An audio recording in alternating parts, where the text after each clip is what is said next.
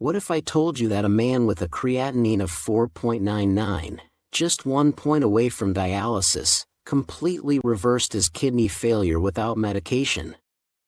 20 years ago, Dwayne Sunwal was 40 years old when doctors delivered devastating news: advanced chronic kidney disease. His GFR was only 18, his creatinine at 4.99, and he was literally on the edge of needing dialysis for the rest of his life. The doctors prescribed blood pressure pills and sent him home. But here's the shocking part: they gave him zero guidance on diet. Month after month, Dwayne watched his creatinine climb higher. The medications weren't working. He was staring down a future of dialysis machines and transplant waiting lists. Until one day, a nutritionist friend made a radical suggestion that would change everything. What happened next sounds almost too good to be true. But I'm going to show you exactly what Dwayne did, and the science behind why it worked.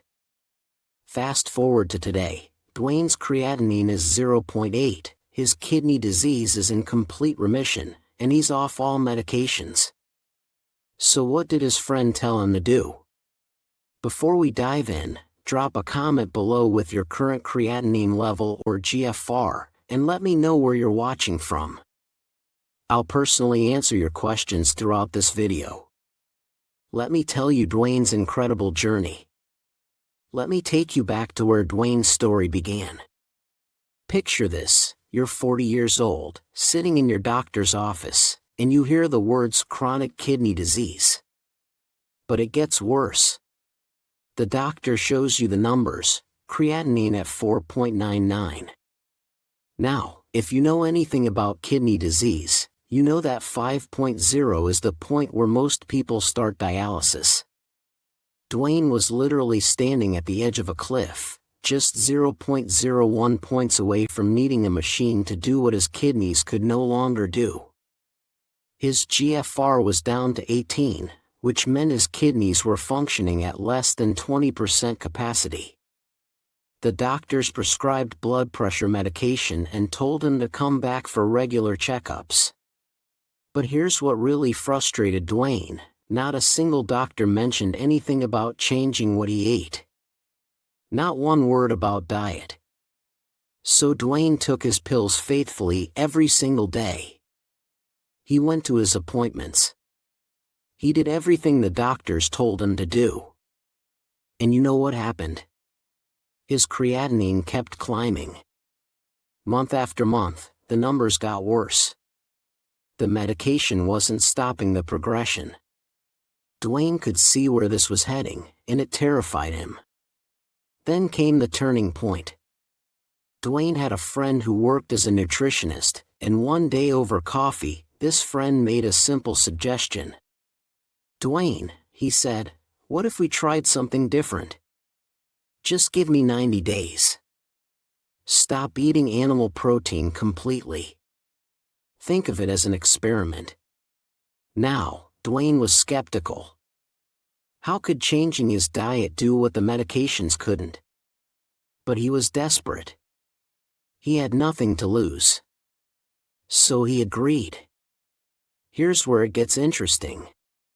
Within just 2 weeks, Dwayne noticed something remarkable. He started feeling better. Not a little better, but significantly better.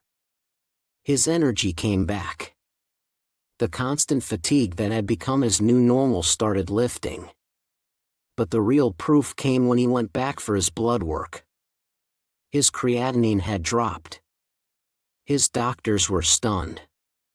Dwayne kept going with the diet. And today, 20 years later, his creatinine sits at a beautiful 0.8. That's in the normal range, folks. His kidney disease is in complete remission. He's not on any medications. Zero.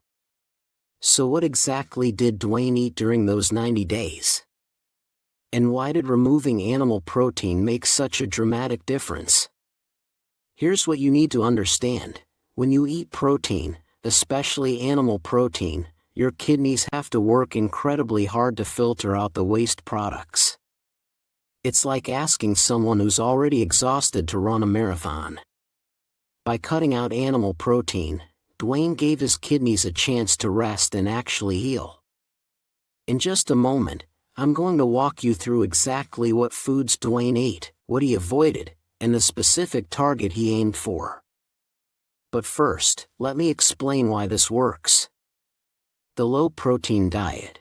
What your doctor might not have told you. The reason you haven't heard about low-protein diets from most doctors might shock you. It's not because they don't work. It's because most physicians simply aren't trained in nutritional therapy for kidney disease. They learn about medications, about dialysis, about transplants. But the simple act of changing what you eat, that often gets overlooked entirely. So let me explain exactly why protein becomes such a burden on struggling kidneys, because once you understand this, everything else will make perfect sense. When you eat protein, your body breaks it down into amino acids. This is a normal, healthy process.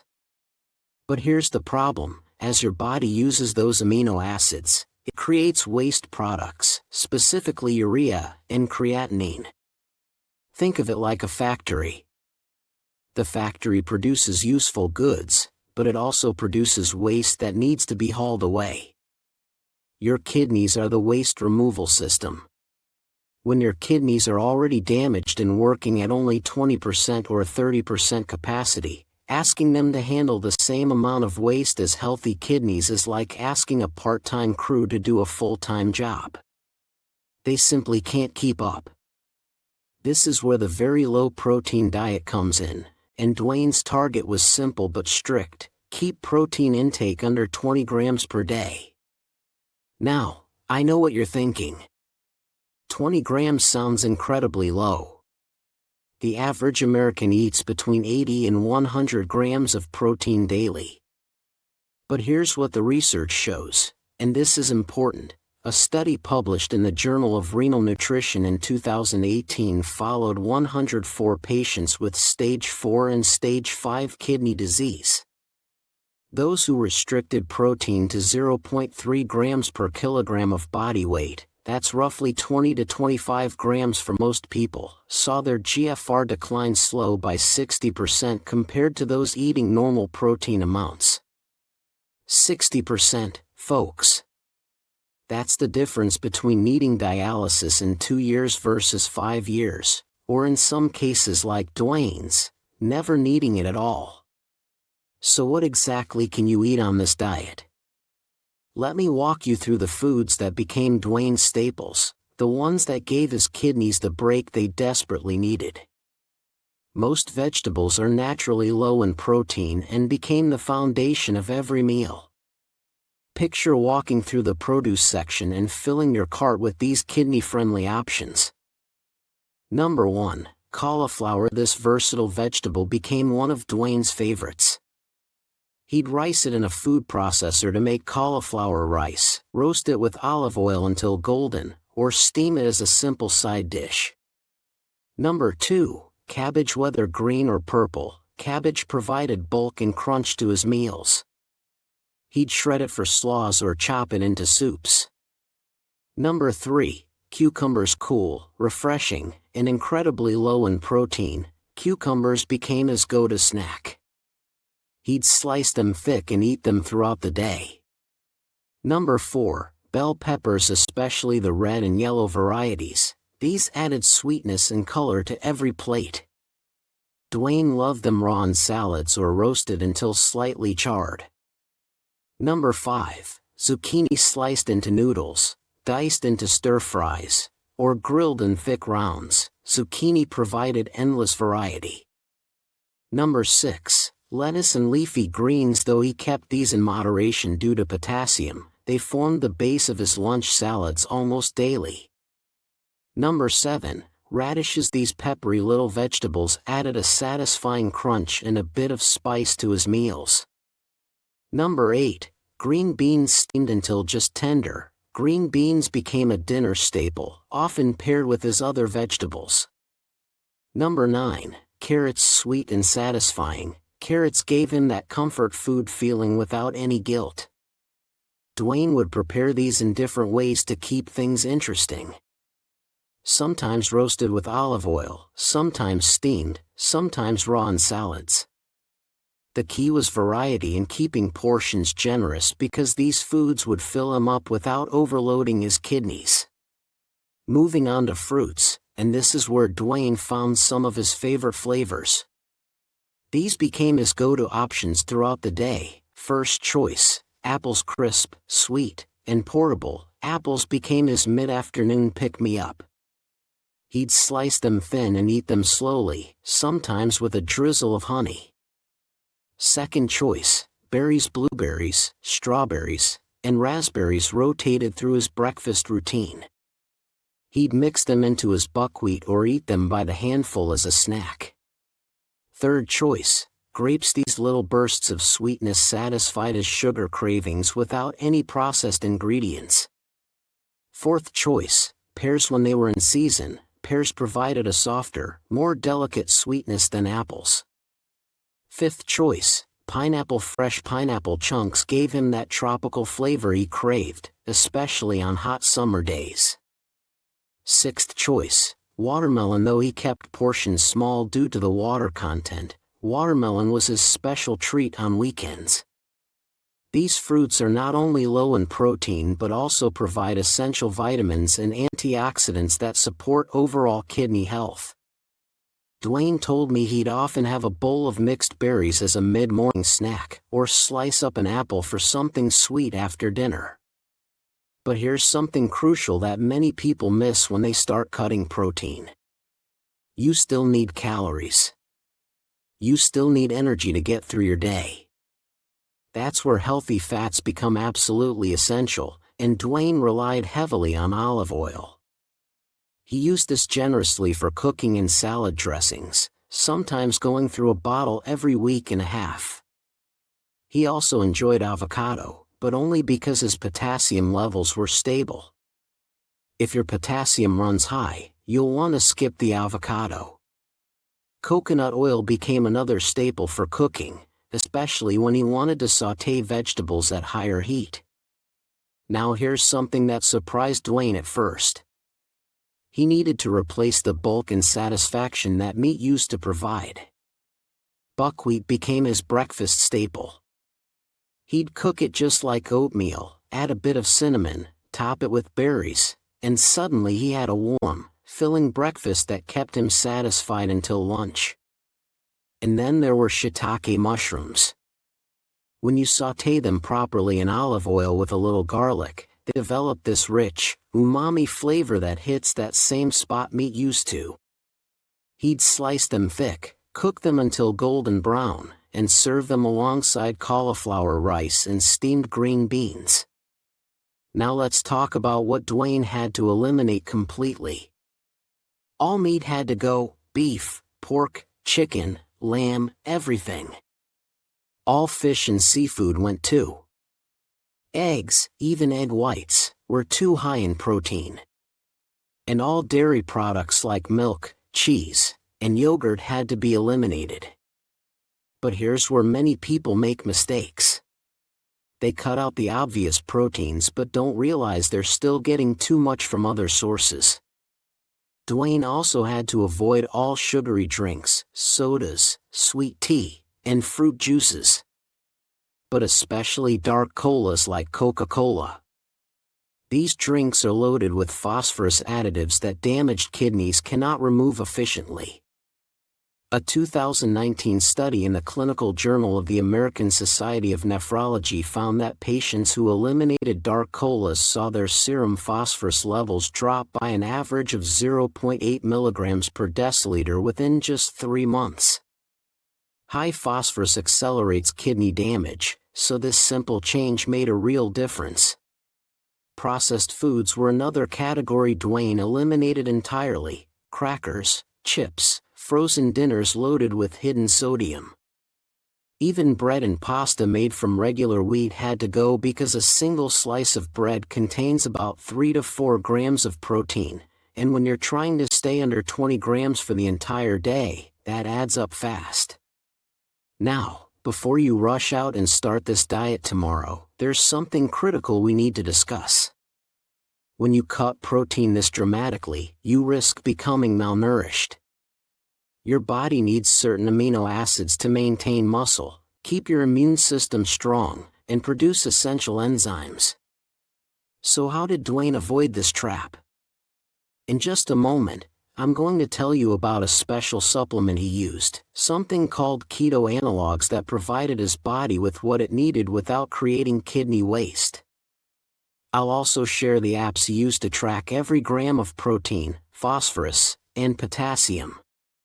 And there's one more thing. One simple food that Dwayne ate every single day, something you probably already have in your kitchen, that studies show can lower blood pressure, reduce cholesterol, and improve insulin sensitivity. This food became his secret weapon for kidney protection. But before I reveal what that is, I need to warn you about the biggest mistake people make when they try this approach. Because if you don't understand this, you could end up doing more harm than good. Let me tell you what happens when people cut protein the wrong way. Here's the problem that trips up almost everyone who tries a low-protein diet. They hear cut protein and immediately eliminate meat, dairy, and eggs from their meals. They feel accomplished, like they're finally taking control of their health. But then, 3 months down the road, something's wrong. They're weaker than before, exhausted all the time, their clothes are hanging loose because they're losing muscle, and their doctor sits them down with concerning news: they're malnourished. Does this sound familiar?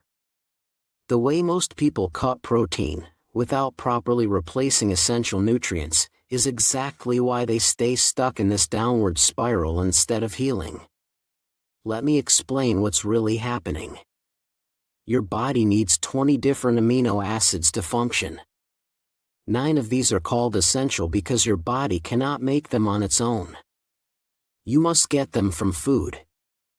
When you eat a chicken breast or a piece of fish, you're getting all 9 essential amino acids in one package. But when you cut out all animal protein without a proper replacement strategy, your body starts breaking down your own muscle tissue to get those amino acids. This is called muscle wasting, and it's incredibly common in kidney patients who try low-protein diets incorrectly. A 2020 study in Kidney International Reports found that 42% of chronic kidney disease patients on very low-protein diets developed sarcopenia, which is the medical term for severe muscle loss, within 6 months. 42%. That's nearly half of all patients. So how did Dwayne avoid this trap? This is where Keto Analogs changed everything for him. Now, you might not have heard of Keto Analogs before, and that's okay. Most people haven't. But understanding what they are and how they work could be the difference between success and failure on this diet. Keto analogs are essentially the building blocks of amino acids, but with one critical difference. They're missing the nitrogen group. Stay with me here because this is important. When your body processes regular protein, it has to remove the nitrogen, and that nitrogen gets converted into urea and creatinine, the exact waste products that damaged kidneys struggle to eliminate. But keto analogs don't have that nitrogen group to begin with. Your body takes these keto analogs, adds nitrogen from other sources already in your system, and creates the amino acids it needs without generating new waste. It's brilliant, really. You're giving your body the raw materials it needs while keeping the workload on your kidneys as low as possible. The most common brand is called ketosterol, and this is what Dwayne used throughout his entire 90-day experiment. Each tablet contains a precise blend of keto analogs corresponding to the essential amino acids: leucine, isoleucine, valine, phenylalanine, and several others. Dwayne took 4 to 6 tablets 3 times per day with meals. That's 12 to 18 tablets total, spread throughout the day. Now, I know that sounds like a lot, but here's what the research shows. A clinical trial published in the American Journal of Kidney Diseases in 2019 followed 207 patients with stage 4 and stage 5 kidney disease for 2 years. Half took keto analogs while following a very low-protein diet, and half just followed the diet alone. The group taking keto analogs maintained their muscle mass and actually saw their kidney function stabilize, while the group without supplements lost an average of 8.3 pounds of muscle and continued to decline. 8 pounds might not sound like much, but when you're elderly and that muscle is coming from your legs, your core, your arms, it's the difference between being able to walk upstairs or needing assistance. Dwayne took his ketosterol tablets with breakfast, lunch, and dinner. He never skipped a dose because he understood that consistency was key. Your body needs a steady supply of these building blocks throughout the day to prevent muscle breakdown. But even with keto analogs, Dwayne needed to be absolutely precise about what he was eating. Guessing wasn't good enough. Eyeballing portions wasn't good enough. This is where most people make their second critical mistake. They think they're eating 20 grams of protein per day, but in reality, they're eating 35 or 40 because they're not tracking accurately. Those extra 15 to 20 grams might not seem like much, but they're enough to prevent your kidneys from getting the rest they need. This is why Dwayne used tracking apps religiously. He started with Cronometer, which became his primary tool. Every morning, he'd open the app and log everything he planned to eat that day. Cronometer is particularly good for kidney patients because it tracks not just protein, but also phosphorus and potassium with incredible precision. You can scan barcodes on packaged foods, search their database of over 1 million foods, or manually enter custom recipes. Dwayne would weigh his cauliflower on a kitchen scale, 150 grams, and enter it into Cronometer. The app would show him that those 150 grams contained 3.8 grams of protein, 88 milligrams of phosphorus, and 456 milligrams of potassium. This level of detail gave him complete control. He also experimented with MyFitnessPal, which has a larger user base and sometimes better information on restaurant foods and prepared items, though he rarely ate out during his 90-day experiment. The key was consistency. He tracked every single thing that went into his mouth. That tablespoon of olive oil? Logged. Those 10 grapes he ate as a snack? Logged. That handful of blueberries on his buckwheat? Logged. This might sound tedious, and I'll be honest, it takes discipline. But Dwayne told me that after the first week, it became second nature. He'd spend maybe 10 minutes in the morning planning his day's meals and logging them, then just a minute or two here and there updating as he went. A fascinating study from the Journal of Renal Nutrition in 2021 looked at adherence rates for low-protein diets and found that patients who used tracking apps were 73% more likely to stay within their protein targets compared to those who didn't track. 73%. That's a huge difference. The researchers also found that patients who tracked were better able to identify hidden sources of protein, like certain vegetables or grains they thought were safe but were actually pushing them over their limits. Now, there's one more element to Dwayne's success that we haven't talked about yet, and it's something so simple, so accessible, that you probably already have it in your kitchen right now. This single food became Dwayne's daily ritual, something he ate every single morning without fail. I'm talking about garlic. Yes, garlic. Those little cloves that you might use to flavor your cooking once in a while became a cornerstone of Dwayne's kidney recovery. Here's why. Garlic contains a compound called allicin, which is released when you crush or chop the clove. Allicin is what gives garlic its distinctive smell and its powerful medicinal properties. When allicin enters your bloodstream, it triggers the production of hydrogen sulfide in your blood vessels. Hydrogen sulfide acts as a signaling molecule that tells your blood vessels to relax and widen. This is exactly what you want when you have kidney disease, because high blood pressure is both a cause and a consequence of kidney damage. By lowering your blood pressure naturally, garlic takes some of the strain off your already struggling kidneys. But it doesn't stop there.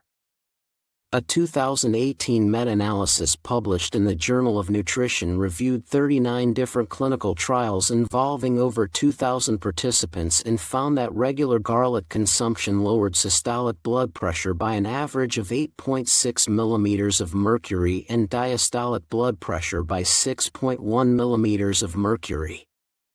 Those numbers might seem small, but in the world of blood pressure management, they're significant. An 8-point drop in systolic pressure can reduce your risk of heart attack by 20% and stroke by 15%. For kidney patients, who are at extremely high risk for cardiovascular disease, this is crucial. Garlic also reduces cholesterol. The same compound, allicin, interferes with cholesterol synthesis in your liver. Studies show that eating garlic regularly can lower total cholesterol by 10 to 15% and LDL cholesterol, the bad kind, by even more. Dwayne's cholesterol dropped from 240 to 190 during his 90 days on the diet, and he credits garlic as a major factor. Perhaps most importantly for people with kidney disease, garlic improves insulin sensitivity. When your cells are more sensitive to insulin, your body doesn't have to produce as much of it to manage blood sugar. High insulin levels drive inflammation throughout your body, including in your kidneys. A 2017 study in the Journal of Medicinal Food found that participants who consumed aged garlic extract for 12 weeks saw their fasting insulin levels drop by 19% and their insulin resistance scores improve by 23%. So how did Dwayne use garlic? Every single morning, he would take 2 fresh cloves, peel them, and crush them with the flat side of a knife. This crushing action is essential because it releases the allicin. Then he'd let them sit for about 10 minutes. This waiting period is important because it allows the allicin to fully form and stabilize. After 10 minutes, he'd either eat the crushed garlic raw, mixed into a small spoonful of olive oil, or he'd add it to his breakfast. Some mornings he'd sauté it quickly in olive oil and mix it into his vegetables. The timing mattered. Dwayne always had his garlic first thing in the morning on an empty stomach because that's when absorption is highest. Clinical data suggests that allicin absorption can be up to 40% higher when taken before your first meal compared to later in the day. If you decide to follow Dwayne's approach, start with 1 clove per day and work up to 2 or 3. Some people experience mild stomach upset if they jump straight to multiple cloves, especially on an empty stomach. And here's a practical tip. If the smell bothers you or those around you, you can take aged garlic extract in capsule form, though fresh garlic tends to be more potent. These 3 elements, keto analogs to prevent malnutrition, tracking apps to ensure precision, and garlic for cardiovascular and kidney protection, were the missing pieces that most people overlook. They focus only on cutting protein and wonder why they're not seeing results or why they're getting weaker. But when you address all 3 of these factors together, like Dwayne did, you create the perfect environment for your kidneys to rest, recover, and potentially reverse damage. So there you have it. Dwayne's complete story, from a creatinine of 4.99 to complete remission. The very low protein diet, keto analogs, tracking apps, and garlic. These aren't complicated medical procedures or expensive treatments. They're simple, practical steps that you can start taking today. If Dwayne's story resonates with you, if you're ready to take control of your kidney health, I want to hear from you. Drop a comment below with your current creatinine or GFR level. Tell me which part of this video surprised you most. And if you found this helpful, please hit that like button and subscribe so you don't miss future videos where I'll dive deeper into kidney healing strategies. Remember, your kidneys have an amazing ability to heal when you give them the right support. Dwayne is living proof. Until next time, take care of those kidneys, and I'll see you in the next video.